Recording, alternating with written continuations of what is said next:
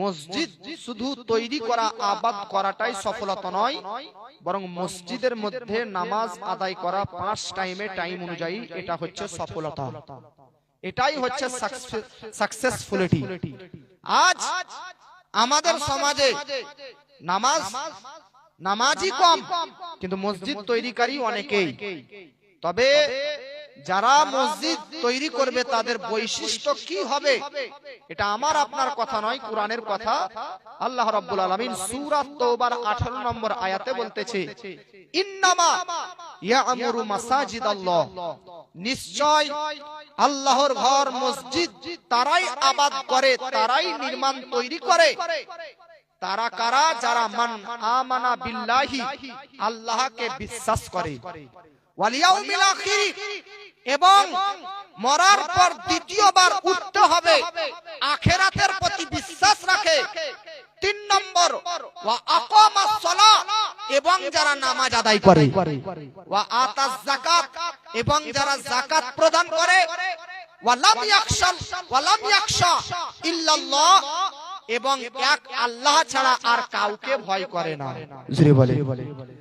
মসজিদকে যারা আবাদ করবে তাদের এই 5টি গুণ থাকা উচিত, তবেই এই মসজিদ আবাদ করা, নির্মাণ করা আপনার কাজে দিবে। 5টি গুণ কি কি? 1 নম্বর, আল্লাহ এক, এটা বিশ্বাস রাখতে হবে। 2 নম্বর, মরার পর দ্বিতীয়বার জিন্দা হব, আখিরাতের প্রতি বিশ্বাস রাখতে হবে। 3 নম্বর, আকামাস সালাত, নামাজ আদায় করতে হবে। 4 নম্বর, আতাজ যাকাত, যাকাত প্রদান করতে হবে। 5 নম্বর, ওয়ালাম ইয়াখশা ইল্লাল্লাহ, এক আল্লাহ ছাড়া দ্বীনি কর্মে, ধর্মীয় কর্মে আল্লাহ ছাড়া আর কাউকে ভয় করা যাবে। আল্লাহর সন্তুষ্টর আগে, আল্লাহর রাজি খুশির আগে, দ্বীনি কাজে, ধর্মীয় কাজে আল্লাহর সন্তুষ্টর আগে দুনিয়ার কোন সন্তুষ্ট আগে বাড়বে না। ওরাই হচ্ছে সাকসেসফুল, সফল মসজিদ আবাদকারী। এরাই মসজিদ আবাদ করার পুরোপুরি নেকি অর্জন করবে। জোরে বলে। বাবাজি, আপনাদেরকে বলতে চাই ব্রাদার, আপনারা এই মসজিদকে নির্মাণ করতেছেন, একটা আপনাদেরকে কথা বলে দিই। আমার নবীজি সাল্লাল্লাহু তাআলা আলাইহি ওয়াসাল্লামের জামাই দামাত হাসান হুসাইন রাদিয়াল্লাহু আনহুমার পিতা মা ফাতিমার স্বামী হযরত আলী রাদিয়াল্লাহু তাআলা আনহুকে জিজ্ঞাসা করা হলো, আলী, তোমার সম্মুখে, তোমার সামনে যদি 2টি জিনিস রাখা হয়, একটি হচ্ছে জান্নাত আর আরেকটি হচ্ছে মসজিদ, তুমি কোন জায়গাতে যাওয়াটাকে প্রাধান্য দিবে, কোন স্থানে, কোন জায়গাতে যাওয়াটাকে তুমি গুরুত্ব দিবে?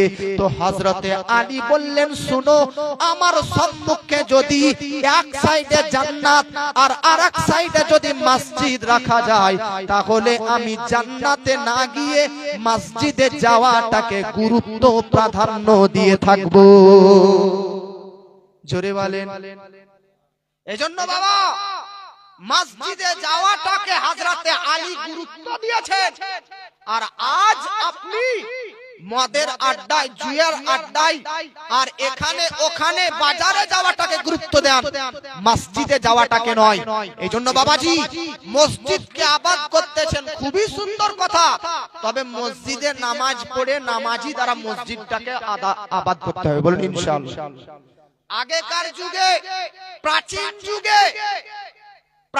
যুগে, পুরাতন যুগে আগে মসজিদ ছিল কাঁচা, তো মুসল্লি ছিল পাকা।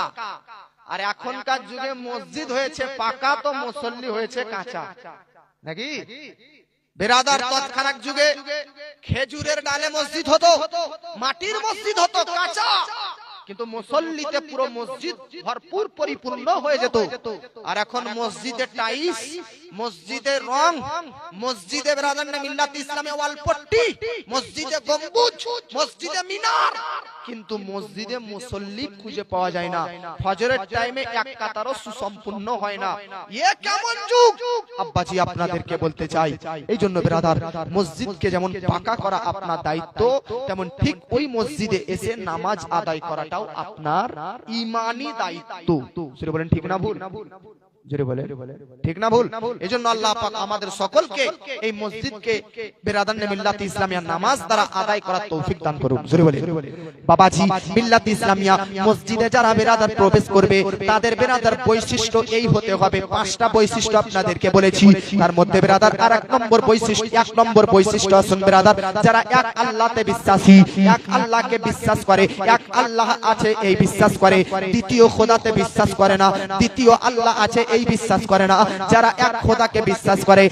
বাবাজি, বর্তমান যুগের মুসলমানদের মধ্যে এমন বহু বাতিল ফিরকাদের আবির্ভাব হয়েছে, এমন বহু ভ্রান্ত মতবাদ পোষণকারী দলদের বিরাদার আবিষ্কার হয়েছে, যারা বিরাদানে মিল্লাত ইসলামিয়া আল্লাহ সম্পর্কে নানান রকমের বেয়াদবি করে, আল্লাহ সম্পর্কে নানান রকমের কটূক্তি করে। কেউ আল্লাহকে প্রতারক বলে, কেউ আল্লাহকে জালিম বলে, নাউজুবিল্লাহ। কেউ আল্লাহকে বিরাদানে মিল্লাত ইসলামিয়া মিথ্যা কথা বলতে পারে, এই সম্ভাবনা আল্লাহর দ্বারাই রয়েছে, এই বিশ্বাস রাখে। কেউ আল্লাহর আকার আছে বলে। ওগো বাবাজি, এই রকম বিশ্বাস ধারণা আকীদা যদি রাখেন, মসজিদ আবাদ করা বেকার হবে, মসজিদ আবাদ করা বেকার হবে। আজ থেকে 250 বছর আগে বিরাদার ভারতবর্ষের মধ্যে কয়েকজন দেওবন্দি আবিষ্কার হয়, তাদের মধ্যে একজনের নাম বিরাদার মৌলভী আশরাফ আলী থানভী। বাবাজি, তার কিতাব, তার লিখিত কিতাবের নাম হচ্ছে হিফজুল আমান। আর একজন বিরাদার দেওবন্দীদের গুরু, তার নাম হচ্ছে মৌলভী কাসিম নানতুবি, তার লিখিত কিতাব বিরাদার তাহজিরুন নাস। আর একজন বিরাদার ওয়াহাবিদের লিডার, তার নাম হচ্ছে বিরাদার মৌলভী আহমদ আম্বেঠি। এই বিরাদানে মিল্লাত ইসলামিয়া এই ব্যক্তি বিরাদার কিতাব লিখলো বিরাদার বারাহিনে কাতিয়া। এরা এদের কিতাবের মধ্যে আল্লাহ সম্পর্কে কটূক্তি করলো, এরা এদের বিরাদার কিতাবের মধ্যে আল্লাহ সম্পর্কে বেয়াদবি করলো। তাই আপনাদেরকে বলতেছি বিরাদার, আল্লাহ সম্পর্কে পাক্কা সাচ্চা ঈমান রাখুন। আল্লাহ এক, আল্লাহ দ্বারা মিথ্যা বলা অসম্ভব। আল্লাহ হচ্ছে বিরাদার নিরাকার, আল্লাহ বিরাদার জায়গা থেকে পবিত্র, আল্লাহ দেহ থেকে পবিত্র। এই রকম বিশ্বাস যদি আল্লাহর প্রতি রাখে, তবেই আপনার আমার মসজিদ আবাদ করা বিরাদার পরিপূর্ণ হবে আর জান্নাত লাভ করতে পারবে। মসজিদ যারা তৈরি করবে তাদের দ্বিতীয় বৈশিষ্ট্য, দ্বিতীয় গুণ হচ্ছে এটাই যে তারা আখিরাতের প্রতি বিশ্বাস করবে। আজ বহু মসজিদে হিন্দু বেধর্মীরা পর্যন্ত দান করে। জিজ্ঞাসা করা হয় আমাদেরকে, বেধর্মীদের দান মসজিদের জন্য নিয়ে যাবে কি যাবে না? তো একজন আলেম খুব সুন্দর উত্তর দিয়েছে, বেধর্মীদের মানবিকতা ক্ষেত্রে দান তো নিয়ে যাবে, তবে মসজিদে ওই দানের টাকা লাগায় না, বরং বাথরুম তৈরির কাজে লাগা। মসজিদে তাদের দান অ্যাকসেপ্টেড হবে যারা এই 5টা গুণে, এই 5 গুণে গুণান্বিত রঞ্জিত। আজ অনেক বেধর্মীরা মনে করে মরে গেলাম বাস ফিনিশ, বাস শেষ, আর দ্বিতীয়বার উঠতে হবে, এই বিশ্বাস অনেকেই রাখে না। তবে আমাদের বিশ্বাস আছে কিনা যে মরার পর কবরে আবার রূহকে আল্লাহ ভরবে, তারপর 3 প্রশ্ন উত্তর করা হবে, তারপর হাসরের ময়দানে উত্তোলিত করবে, তারপর আবার বিরাদার বিচার হবে, তারপর জান্নাতে যাবো না জাহান্নামে যাবো সেই ডিসাইড হবে। এই সমস্ত কিছু বিশ্বাস করেন কি করেন না? জোরে বলে। হযরতে ইব্রাহিম নবী, জোরে বলেন কোন নবী? ইব্রাহিম আলাইহিস সালাম আল্লাহকে বলে, আল্লাহ রব্বি আরনি আনজুর ইলাইক, আল্লাহ আমাকে দেখা দাও। কি দেখবা? কাইফা তুহিল মাউতা, তুমি কিভাবে মানুষ মরে যায় হাজার হাজার বছর আগে, তাকে আবার হাজার হাজার বছর পর তাকে আবার কিয়ামতের দিন কিভাবে তুলবা? আল্লাহ এটা আমাকে একবার দেখাও না। তো আল্লাহ কোরআনে বলতে আওয়ালাম তুমিনু, ইব্রাহিম নবী মরার পর আবার জিন্দা হবে, এই বিশ্বাস তুমি করো না? এর প্রতি কি তোমার ঈমান নেই? ইব্রাহিম আলাইহিস সালাম বলল, আল্লাহ ঈমান তো অবশ্যই আছে, কিন্তু তাতমাইন্না কলবি, আমার অন্তরের শান্তির জন্য, আমার অন্তরের শান্তির জন্য এটা দেখতে চাইছি। রে ভাই, আল্লাহ পাক বলল ঠিক আছে ইব্রাহিম নবী তোমার দোয়া কবুল, যাও তুমি 5টি পাখি আনো। কুরআন বলতেছে খুশ, যাও ধরে আনো, আরবাআতা তাইর, 4টি পাখি, 4টি পরিন্দা। তো হযরত ইব্রাহিম নবী 4টি পাখি নিলেন। ওই 4টি পাখির মধ্যে একটা পাখি হচ্ছে ব্রাদার ময়ূর, একটা পাখি হচ্ছে মোরগ, আর একটা পাখি হচ্ছে সিদনি, আর আরেকটা পাখির নাম হচ্ছে কবুতর। বুঝতে পারলেন? ময়ূর বুঝেন কি বুঝেন না? যাকে আরবিতে তাউস বলা হয়। একটা হচ্ছে কবুতর, একটা হচ্ছে সিদনি। সিদনি বুঝেন সুকুন, যেগুলো গরু খায়, মরা গরু মাঠের বেলাতে। গিধনি, গিধ, বাহ, এক এক দিককার বলি তো এক এক দিককার গালি। বুঝতে পেরেছেন কিনা? আমাদের ওইদিকে এক এক শব্দ আছে, কোনো ব্যাপার নয়। মালদা জেলাতে শালি বললে কোনো ব্যাপার নয়, এবং আমাদের ওইদিকে শালি বললে গাল হয়। এটা তো এক এক দিককার বলি, এক এক দিককার গালি। তো ইব্রাহিম নবীকে আল্লাহ কয়টা পাখি ধরে আনতে বললো? জোরে বলে। পাখিগুলো কোরআনের না, কোরআনের মধ্যে পাখি কোন কোন পাখি এটা নেই, তবে এগুলো তাফসীরের কথা। এক নম্বর পাখি ময়ূর, দুই নম্বর কথা সিডনি গিধ, ওই যে গিধ যেটা বলতেছেন, তিন নম্বর হচ্ছে কবুতর, আর আরেকটা কি বললাম? জোরে বলে। মনে নাই? আরেকবার বলছি দেখেন, একটা হচ্ছে ময়ূর, একটা সিডনি, আর একটা হচ্ছে ময়ূর, আর একটা হচ্ছে কবুতর, আর একটা কি? জোরে বলেন। ইয়াদ নাই? বাবাজি মিল্লাত ইসলামিয়া আল্লাহ পাক হযরতে ইব্রাহিম নবীকে বেরাদার এই চারটি পাখি, এই চারটি পারিন্দা বেরাদার ধরে আনার জন্য বলল বেরাদার। এই চারটি পাখি কি কি আরেকবার শুনেন। কবুতর, কবুতর বুঝেন কিনা? মোরগ, সিডনি, ময়ূর, এবার বুঝতে পারবেন তো? চারটি পাখি হযরতে ইব্রাহিম নবী ধরে আনলো।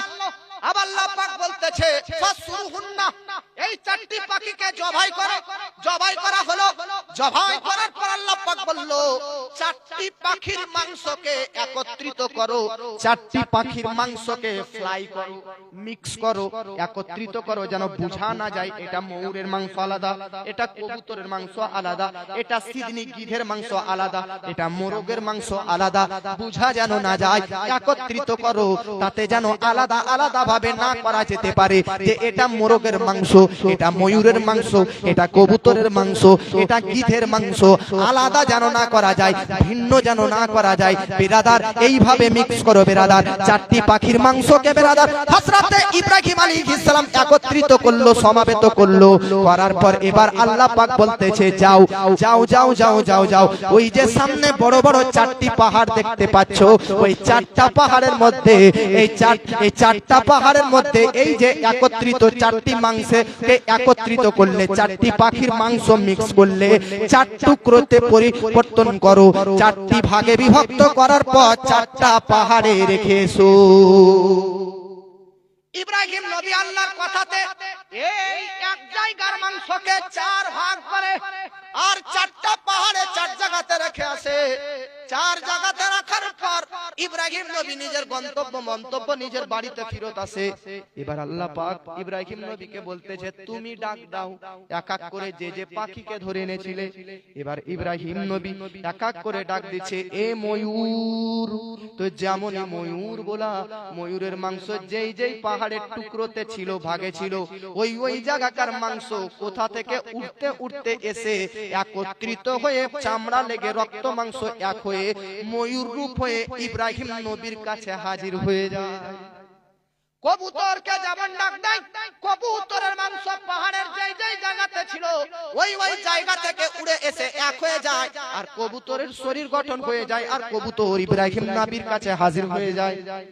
যেমনই ডাকা মোরগ, মোরগ যে জায়গায় ওর মাংস ছিল আলাদা আলাদা জায়গাতে, ওর মাংস মিক্স হয়ে মোরগ তৈরি হয়ে যায়, জিন্দা হয়ে যায়, আবার ইব্রাহিম নবীর কাছে আসে। সিডনি গিধ, ওটাকেও যখন ডাক দেয়, ওটাও বেরাদার মিল্লাতে ইসলামিয়া উঠতে উঠতে ইব্রাহিম নবীর কাছে আসে।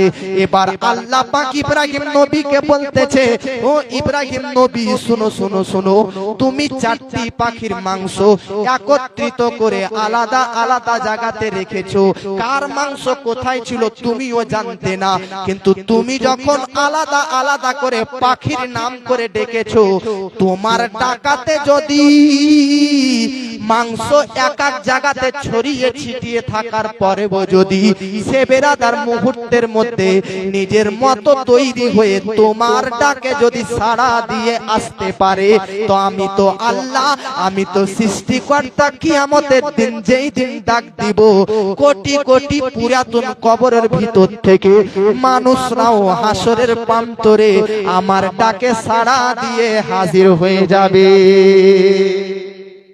জোরে বলে ভাই। এখন একটা তাসাউফের কথা বলি। দুনিয়াতে কি এই চারটাই পাখি আছে না আরো আছে? জোরে বলেন। আর পাখি নাই? আরো তো কত পাখি আছে, কাক আছে, আরো তো কত পাখি আছে। এত পাখি থাকার সত্ত্বেও ইব্রাহিম নবী এই চারটা পাখিকেই কেন চয়েস করলো? চারটা পাখি তো বুঝেছেন নাকি না? কবুতর, আর আপনারা একটা বলেন, আমি একটা বললাম, কবুতর একটা বলেন আপনারা। মোরগ, মোরগ বেশি খান নাকি? মোরগ হলো তো দুটা হলো, আরেকটা বলেন। সিদিনি, গিধ, আরেকটা বলেন ময়ূর। বাহ! তো এই চারটি পাখি কেন? তাসাউফের নুকতা শুনেন। এই চার পাখির মধ্যে চারটি খারাপ বৈশিষ্ট্য, খারাপ গুণ আছে, ভালো নয়, খারাপ। এই চারটা পাখির মধ্যে চারটা খারাপ গুণ আছে। আচ্ছা, ইব্রাহিম নবীর এই যে সব কিছু ঘটনা দেখতে চাইলো কেন বলেন তো? মনের শান্তির জন্য। কিসের জন্য? লিতাতমাইন্না কলবি, মনের শান্তির জন্য, তৃপ্তির জন্য। আপ মনের শান্তি কিভাবে আপনারা আছে দেখুন। তো এই চারটি পাখিকে ধরার কারণ নুকতা শুনেন তাসাউফের। এই চারটি পাখির মধ্যে চারটা খারাপ গুণ কি, এক একটা শুনেন। ময়ূরের মধ্যে খারাপ গুণ তার রূপ নিয়ে অহংকার। ময়ূরের তো সুন্দর দেখতে, ওর রূপের একটা বড়াই আছে, ওর মধ্যে রূপ নিয়ে একটা অহংকার আছে। ময়ূরের মধ্যে এই গুণ, এটা খারাপ গুণ না ভালো? অহংকার করা রূপ নিয়ে। অনেকের চেহারা সুন্দর হয়, অনেক মহিলার চেহারা সুন্দর হয়, তো সে তার রূপ নিয়ে বড়াই করে, গৌরব করে, অহংকার করে। তো এই বৈশিষ্ট্য, খারাপ গুণ ময়ূরের মধ্যে ছিল। দুই নম্বর মোরগ। মোরগের মধ্যে উত্তেজনা বেশি, শারীরিক চাহিদা, উত্তেজনা মোরগের মধ্যে একটু কি বেশি। এটা খারাপ গুণ না ভালো? খারাপ গুণ না ভালো? খারাপ। ময়ূরের মধ্যে খারাপ গুণ কি? তার রূপ নিয়ে বড়াই, অহংকার। মোরগের খারাপ গুণ কি? তার শারীরিক চাহিদার প্রতি কন্ট্রোল না করতে পারে, খারাপ গুণ। তিন নম্বর হচ্ছে সিদিনি, গিধ। এর মধ্যে খারাপ বৈশিষ্ট্য হচ্ছে লালাচ, লোভ। যেখানেই দেখতে পাবে মরা গরু সেখানেই হাজির, লালাচ, লোভ। আর চার নম্বর হচ্ছে কবুতর। কবুতর আকাশে বহুত উপরে উঠতে পারে, এর উচ্চতা, আমি এত উঁচুতে উঠতে পারছি, তাই উঁচু পদে যাওয়া, এই নিয়ে তার অহংকার, গৌরব। এই যে তার মধ্যে এটা খারাপ গুণ। জগৎবাসী ইব্রাহিম নবীর এই চারটি পাখি ধরে আনা মানে, আর চারটি পাখিকে জবাই করা মানে ইঙ্গিত, ইশারা যে মানুষ, তোমরাও যদি অন্তরে প্রশান্তি পেতে চাও, তো এই চার পাখির চারটি খারাপ গুণ যদি তোমাদের মধ্যে থাকে, জীবনে অন্তরে আল্লাহর শান্তি পাবে না। এই চারটা গুণকে তোমরাও জবাই করো। তোমাদের মধ্যে লোভ যদি আছে, কতল করে দাও, কুরবানি করে দাও। তোমাদের মধ্যে রূপ নিয়ে যদি অহংকার আছে, তাকেও জবাই করো। তোমাদের মধ্যে যদি শারীরিক চাহিদা কন্ট্রোল করতে পারো না, এটাকেও কুরবানি করো। তোমাদের মধ্যে যদি উঁচু পদে আছো, আজ মাস্টার হয়েছো, ডাক্তার হয়েছো, উঁচু পদে আছো, তাই ছোটদেরকে মানুষ মনে করো না। এও যদি খারাপ গুণ থাকে, এটাকেও কুরবানি করো। এই চারটি খারাপ গুণ যে মানুষ তার ভিতর থেকে ধুয়ে মুছে বার করে কুরবানি করবে, সে আল্লাহর প্রদানকৃত অন্তরে প্রশান্তি, শান্তিতে বসবাস করবে। জোরে বলেন। আজ আমাদের মধ্যে এই চারটা গুণ যদি থাকে, তো আমাদেরকে কি করতে হবে? জোরে বলেন। মসজিদ যারা তৈরি করবে তাদের মধ্যে লোভ থাকবে? হ্যাঁ না না, শুধু এতটুকু বলুন। মসজিদ যারা তৈরি করবে তাদের মধ্যে লোভ থাকবে? জোরে বলে। আমি যদি বেরাদার একটার সময় আপনাদের এখানে বলতে পারি, তো আপনারা এখানে বলতে পারবেন না? বলেন। মসজিদ আবাদকারীদের লোভ থাকলে কি হবে? মসজিদ আবাদকারী তাদের রূপ চেহারা নিয়ে বড়াই করা যাবে? মসজিদ যারা তৈরি করে তারা যদি বড় পদে থাকে, তাদের ওই বড় পদ নিয়ে অহংকার করা যাবে? মসজিদে যারা থাকবে তাদের যদি অন্য মহিলা দিকে ধ্যান যায়, শারীরিক চাহিদা কন্ট্রোল না করতে পারে, তাদের বেরাদার স্বভাব হবে না। ये চার খারাপ বৈশিষ্ট্য গুণ আমাদেরকে ধ্বংস করতে হবে। আমি কথাতে কোথায় ছিলাম? যে মানুষ মারা যাওয়ার পর মসজিদ যারা বানাবে তাদের দুই নম্বর বৈশিষ্ট্য, এক নম্বর বৈশিষ্ট্য আল্লাহ কে এক বলে বিশ্বাস করবে, দুই নম্বর বৈশিষ্ট্য তারা মরার পর আবার জিন্দা হওয়া যায়, এটার প্রতি যারা বিশ্বাস রাখবে। তো কিভাবে মরার পর আল্লাহ জিন্দা করবে এত এত পুরাতন কবর থেকে মৃত ব্যক্তিদেরকে, এইটা প্র্যাকটিক্যালি ইব্রাহিম নবী গোটা পৃথিবীবাসীদেরকে দেখিয়ে বেরাদার প্রমাণ করলেন কি করলেন না? জোরে বলেন আর মহব্বতে বলেন সুবহানাল্লাহ। বাবাজি মিল্লাত ইসলামী আপনাদেরকে বলতে চাই বেরাদার, মরার পর বেরাদার আমাদেরকে জিন্দা, মরার পর এই যে জিন্দা হতে হবে, এই নিয়ে কুরআনে অসংখ্য ঘটনা বর্ণনা রয়েছে, অসংখ্য অগণিত। অগণিত ঘটনা, তাতে যেন মানুষ সতর্ক হয়ে যায় আর এটাকে বিশ্বাস করে। প্র্যাকটিক্যালি কোরআনে ঘটনা আছে, প্র্যাকটিক্যালি। যেমন আসহাবে কাহাফের ঘটনা। আসহাবে কাহাফ মানে গর্তবাসী 9 জন কম বেশি ব্যক্তি। এরা বাদশা জালিম বাদশার অন্যায় অত্যাচার সহ্য না করতে পেরে তারা যখন বাদশার শীষমহল বাদশার রাজত্বকে ছেড়ে এক আল্লাহর শরণে ছেড়ে চলে আসে, তখন তারা একটা গুহাতে ঠাঁই নিয়েছিল। সেই গুহাতে যখন তারা প্রবেশ করে তখন ঘুমিয়ে যায়।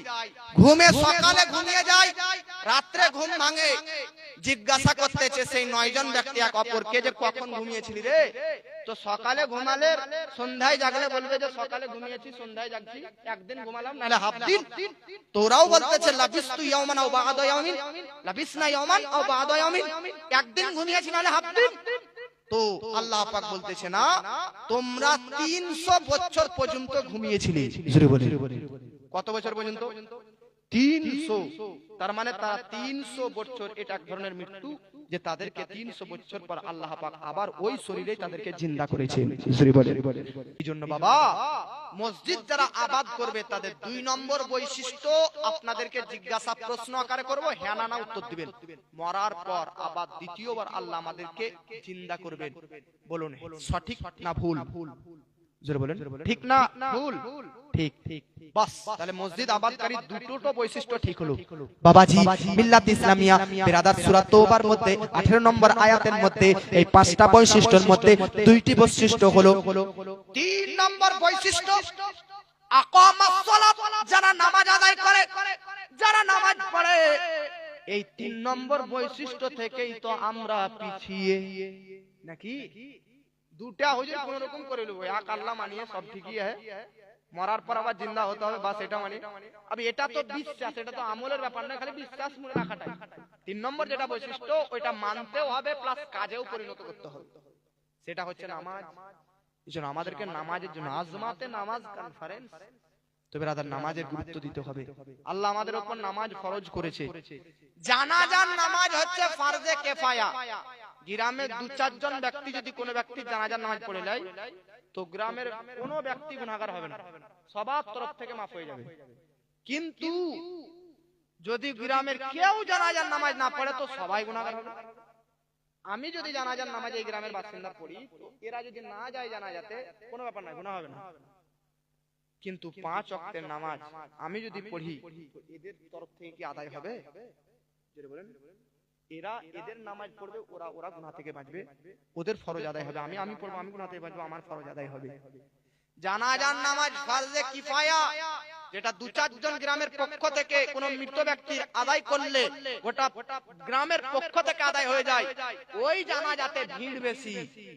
আর যেটা একাই আপনাকে আদায় করতে হবে, কারো আদায় হবে না, ওই ফরজে আইন 5 ওয়াক্তের নামাজে কোনো ভিড় নাই।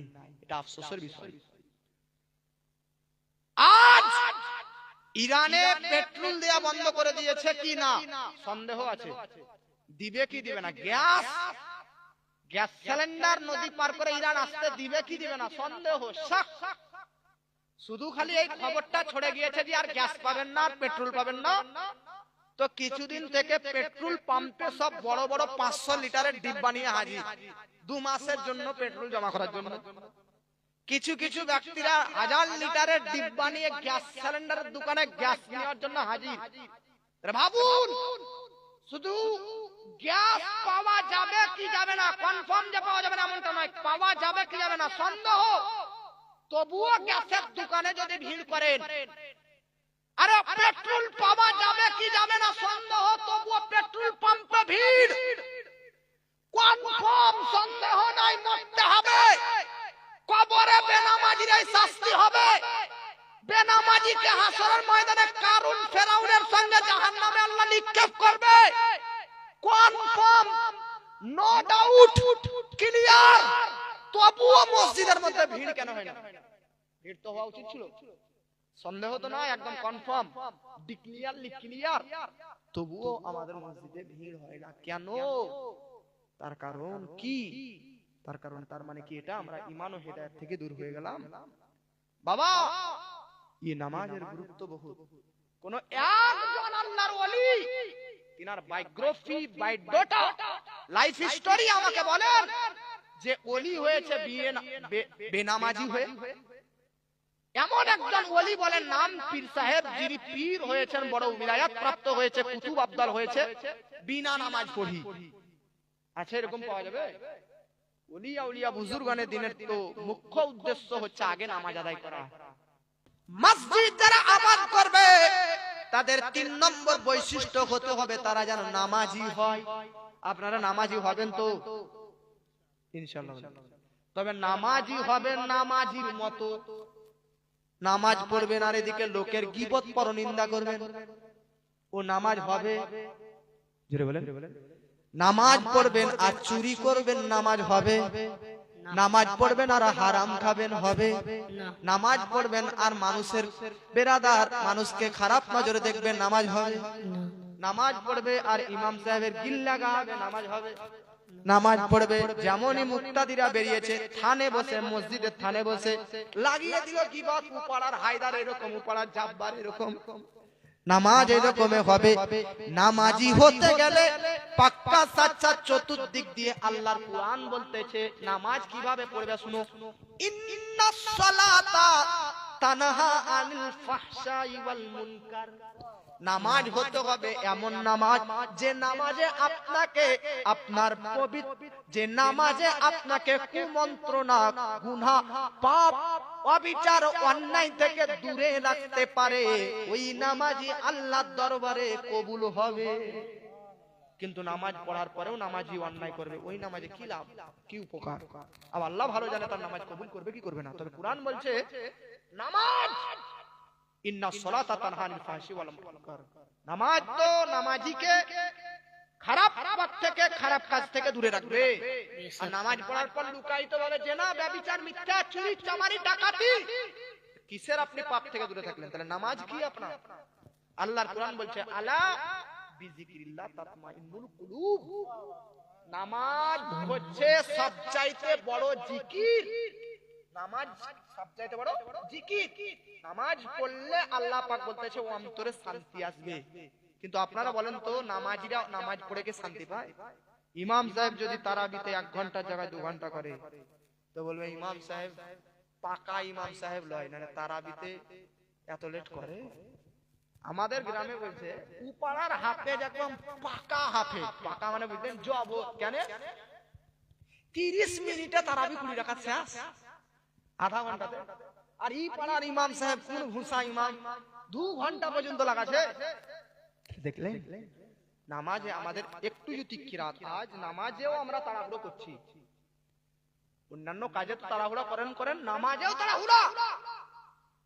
দুনিয়ার 24 ঘন্টার মধ্যে 2 ঘন্টা 10 মিনিট 20 মিনিট করে নামাজে দিচ্ছেন, ব্যয় করছেন, ওই টাইমটাতেও তাড়াহুড়ো। এত দুনিয়া নিয়ে ব্যস্ত হয়ে গেলাম আমরা, এত দুনিয়া নিয়ে বিজি হয়ে গেলাম। ইমাম সাহেব যদি একটু কিরাত লম্বা করে দেয় তো কিছু কিছু মুসল্লি নামাজ অবস্থাতে এরকম করে চোখ তুলে তাকাবে ঘড়ির দিকে, কটা বাজলো রে, এমন এমন নামাজ। আবে এক ব্যক্তি আমার সাইডে, হযরত রমজান মাসের নতুন মুসল্লি নামাজ পড়তে, এক যুবক লেগেছে আমার সাইডে, আল্লাহু আকবার। ইমাম সাহেব কিরাত পড়ছে, 1 রাকাত হয়ে গেছে, 2 রাকাত চলছে। তো এই পাঁচকার যুবক দেখছি আমি যা করছি তাই করছে। আমি যা করছি মানে আমি একাধবার করছি তো ও করছে। আও কি হয়েছে, উহা উহা করতে করতে তার মুখে এখানে গড় চলে এসেছে। গড় বুঝেন কিনা? থুথু আসছে। 2 রাকাত নামাজ চলছে, ও আর গড় থুথু ফেলার জন্য তাহারিমা বেঁধে জানলার সাইডে গিয়ে থুক ফেলে আবার এসে নামাজ। নামাজ হবে? কেউ নামাজে এই দিক, কেউ নামাজে ওই দিক, কেউ নামাজে চোখ ঘুরে। মশলা কি? তো মশলাও শোনা উচিত। নামাজরত অবস্থায় কেউ যদি চোখ ঘুরায়, গারদান নয়, মুখ, চেহারা নয়, চোখটা এরকম এরকম করে ঘুমায় এদিক ওদিক করে, তাহলে নামাজ মাকরুহে তানজিহি হবে। নামাজ তো হবে তবে একটু দুর্বল হবে। আর যদি গান এরকম এরকম করে ঘুরে আন তাহলে নামাজ মাকরুহে তাহরিমি, অর্থাৎ নামাজ আবার ঘুরিয়ে পড়তে হবে। আর নামাজ যদি হেঁটে যান তাহলে নামাজ ফাসিদ পুরোপুরি বাদ হয়ে যাবে। কথা বুঝতে পেরেছেন? এইজন্য নামাজ পড়বেন কোন দিকে নয়, স্ট্রেট যেখানে সাজদা করবেন, যখন দাঁড়িয়ে থাকবেন তখন যেখানে সাজদা করবেন ওখানে নজর থাকবে। রুকু করবেন 2 পায়ের মাঝে নজর থাকবে। সাজদা করবেন নাক, সাজদা যখন করে তখন 7টা অংশ সাজদা করবে আপনার শরীরের। হাত, চেহারা, নাক, কপাল, হাঁটু। সাজদা করার সময় খেয়াল রাখতে হবে দুই পায়ের যে 10টা আঙ্গুল 5 করে 10টা, এই 10টা আঙ্গুলকে দুমড়ায় পশ্চিম দিকে রাখা হচ্ছে সুন্নাত। কমপক্ষে 10টা আঙ্গুলের মধ্যে 3টা আঙ্গুলকে পশ্চিম দিকে এরকম করে দুমড়িয়ে রাখাটা ওয়াজিব, আর একটা আঙ্গুল 10টার মধ্যে একটাকে রাখা একবারে ফরজ। একজন নামাজ পড়ে সাজদাতে মাথাটা আছে, নাক জমিনে লেগে নাই, নাকটাও উপরে আছে, কেমন করে করে। একজন সাজদাতে আছে তো পা আছে উত্তর দিকে এরকম করে, একজনের পা এরকম এরকম পশ্চিম দিকে দুমড়ানো, এরকম হবে না। আমি যেভাবে বললাম নামাজের তরিকাও শিখতে হবে নাকি? এইভাবে নামাজ ধীর সুস্থ, তাড়াহুড়ো নয়, কাজ আগে না নামাজ আগে। জোরে বলে, নামাজকে বলো না কাজ আছে, কাজকে বলো আমার নামাজ আছে। এই গজল শুনে আছে কি না? নামাজকে বলো না কাজ আছে, কাজকে বলো আমার নামাজ আছে।